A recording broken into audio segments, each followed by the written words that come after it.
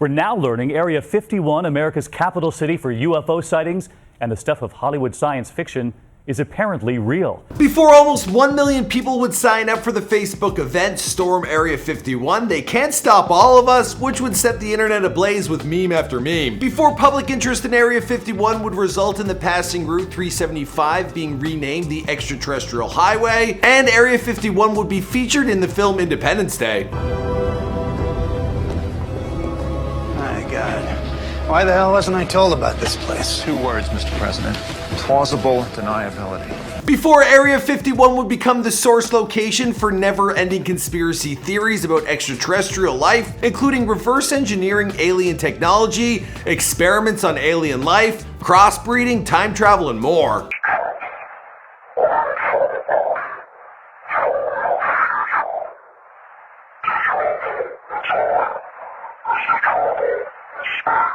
Area 51, also known as Homey Airport, Groom Lake, Site 2, Dreamland, and Paradise Ranch, well, it's been fascinating the world since the CIA set up the facility back in 1955. Now, it would take 50 years before the American government would publicly acknowledge the base's existence and declassify documents detailing its history and purposes. Now, despite their claims that it's simply a test facility for man-made military aircrafts, well, most people, they're not convinced. Now, at the time of this recording, the internet has band together in hopes of freeing them aliens. Now, I've looked into the details about breaking into this base, and well, it's not an easy task. I mean, it's heavily guarded with CCTV cameras, there's buried motion sensors, and camo dudes carrying M16s. And those dudes, well, they got the authority to use deadly force on anyone who dares to trespass. But with that said, have they been trained for Naruto runners? Not sure. What's going on, guys? It's your boy Michael McCrudden, and I'll be driving through the Nevada desert this coming weekend with my girlfriend. We're actually heading to LA and driving to Vegas. And, well, it's not far from Area 51, so we could make a detour. But if you want that to happen, you gotta DM me on Instagram or Twitter. And if there's enough of you, I might just do it. Now, earlier this year, we hit you guys with a Before They Were Famous on the Ancient Aliens guy. It was a funny one. And if you enjoyed this video, well, we could make one on Lil Mayo. You know, this guy. I've been actually waiting to make that video for over a year. I have the script done. So if you want it, let me know in the comments down below. Alright, now let's get into this video. Before they're famous. Before they were famous about. That was a pretty good video. I like what this guy does. McCrudden, you did a great job. Michael is never wrong. So damn, that was cool. How did he know that? Whoa! Just for reference, now the famous alien crash that happened in Roswell, New Mexico, well, it took place in 1947. Now you can imagine that the CIA, they needed a place to test their weather balloons in more privacy. Now previous to this, during World War II, the airfield at Groom Lake, well, it began service in 1942. It was then known as the Indian Springs Air Force Auxiliary Field, and it consisted of 2 unpaved 5,000-foot runways. Now attracted by its remote location for secrecy, well, the CIA director Clarence Kelly Johnson, well, he took ownership of the airfield in 1955. He began development and test flights for the Lockheed U-2. Now this was a plane that provided day and night all-weather high-altitude intelligence gathering equipment, meaning if something was going to spot a UFO, well, it was probably this bad boy. The Nevada desert also offers a mild climate which allows for few delays in test runs. Now the lake bed of Groom Lake, it offers an ideal strip of land for takeoffs and for landing, and the surrounding mountains made it hard for outsiders to access. Now eventually efforts were made to shut down outside activities like the local mining industry, which ended up pushing away most locals in the area. Now its proximity to Las Vegas, it also made it accessible for crew and supply runs, and Clarence Kelly Johnson, well, he went around calling the place the Paradise Ranch. That was an attempt to get workers to move there, which at first, well, it was a bit of a stretch for a namesake.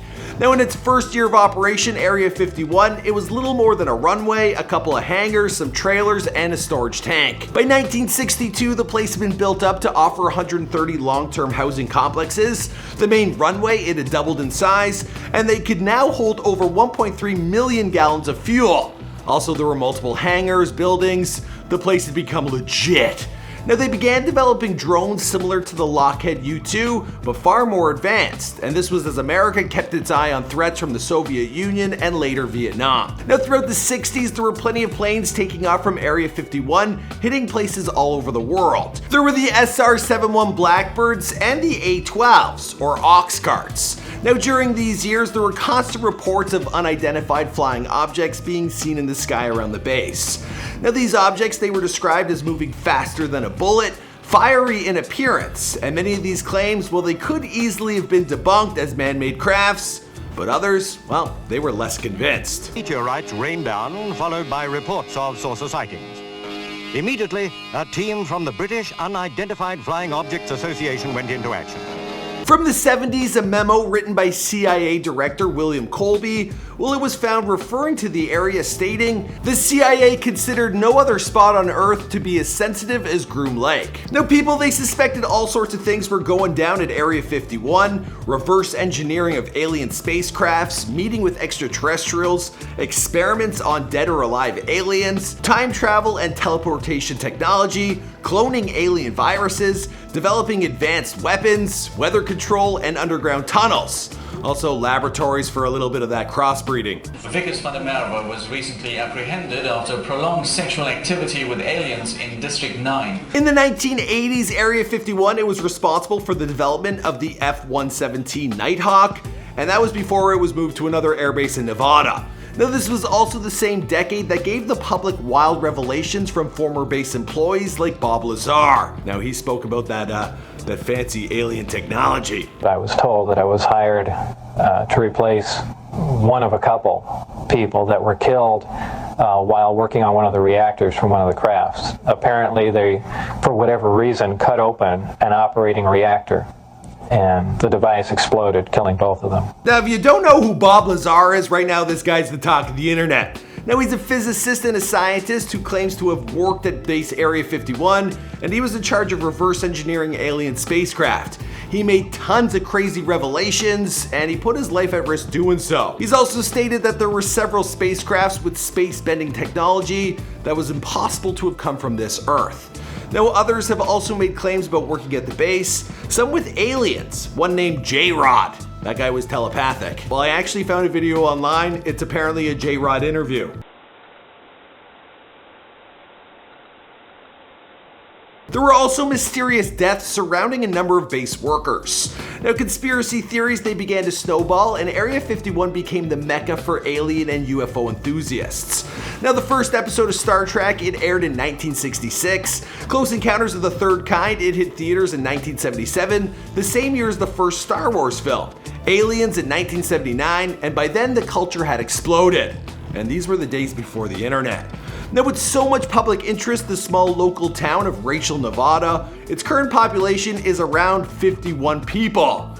Yeah, there they transformed a burger shop into an alien-themed restaurant. There's also a 12-room motel and a small tour shop. Now, plenty of YouTubers, they've gone for themselves, and it appears everyone regrets the voyage.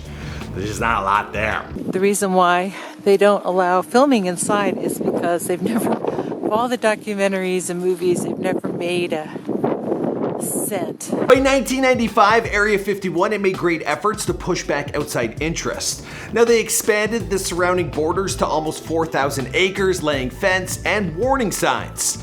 They also they took ownership of the nearby mountains that offered a view of their facilities. If you want to head there now, the perimeter of the base, it's marked out by orange posts, reading that deadly force is authorized for trespassers. The grounds are patrolled by guards in white pickup trucks and camouflage outfits. They're commonly referred to as the camo dudes. I actually wear a lot of camo, but I'm in Canada. Now, the best bet to get a good view of the base is a spot known as Tikaboo Peak, which is about 26 miles away. Again, plenty of YouTubers, they've taken the hike. Well, it's no admission space aliens were over there, but apparently the government now says Area 51 is a real place. Now, it would take 50 years before the CIA would publicly acknowledge the existence of the base, declassifying documents detailing the history and purpose of Area 51. Alright, let's talk about the recent Facebook movement to storm the base. On June 27, 2019, Milion, I think that's his name. He created the Facebook event Storm Area 51, They Can't Stop All of Us, and this was scheduled to happen on September 20th, 2019. Now the description, it read, "We will all meet up at the Area 51 Alien Center tourist attraction and coordinate our entry.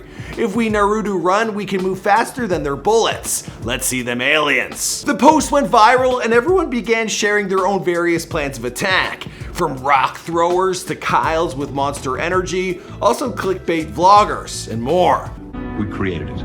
Not this time. No, not this time. It's totally made up. Pure fiction. Now the internet, it had its fun, so much so that Area 51, well, they had to release a statement. Area 51 is an open training range for the US Air Force, and we would discourage anyone from trying to come into the area where we train American armed forces. The US Air Force always stands ready to protect America and its assets. I got a feeling a few people are still gonna show up.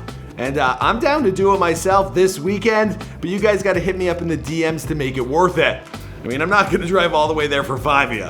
You know what I mean? Like, hit me up with some DMs. If there's a whole bunch, I'll go vlog it. As for the rest of the story, well, I think we're gonna wrap this one up here because this is before they're famous. Plus, I've already probably said too much. I don't want to be Bob Lazar and the government be shutting my life down. You know what I mean? I think. Ah!